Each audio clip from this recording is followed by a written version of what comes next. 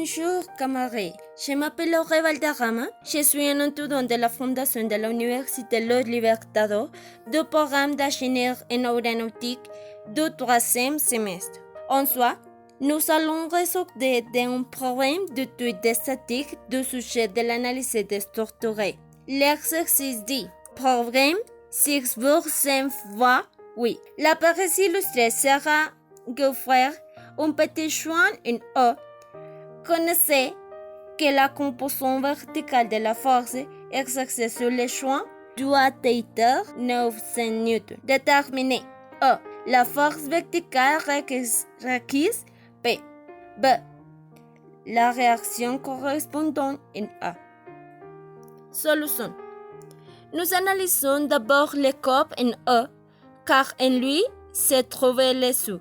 Puis analysons le corps en obtenant une force exercée par le corps BD sur le corps E, et le corps génère une réaction contre cette pression. À partir de la force BD, nous obtenons ces composants, alors la force BD C va être égale à la force BD par le sinus de 20 degrés et la force BDY va être égale à la force BD par le cosinus de 20 degrés. Puis nous faisons la somme des forces en Y qui va être égale à la force E moins les forces de BDY. Cela est égal à 0. En effaçant E, en obtenant que la force BDY va être égale à la force E, pouvons remplacer BDY et en obtenant que E va être égal à la force BD par les cosinus de 20 degrés, on a cette connu la force BDY. Et pour la trouver, nous analyserons les corps AC.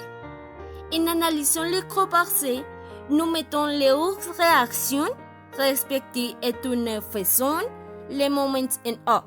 Pour cela, nous mettons les cosinus de 20 degrés par les forces de BD, qui serait la force BDY par les cosinus de 20 fois les sinus les 33 par les distances A ou AB moins la force de 900 N par les cosinus de 15 degrés par les distances de A à C plus les cosinus de 30 degrés par 200 qui est la distance entre A et B. Ce qui nous pénétrera du résultat des forces dans B2 moins la force de 900 newtons respectifs dans A.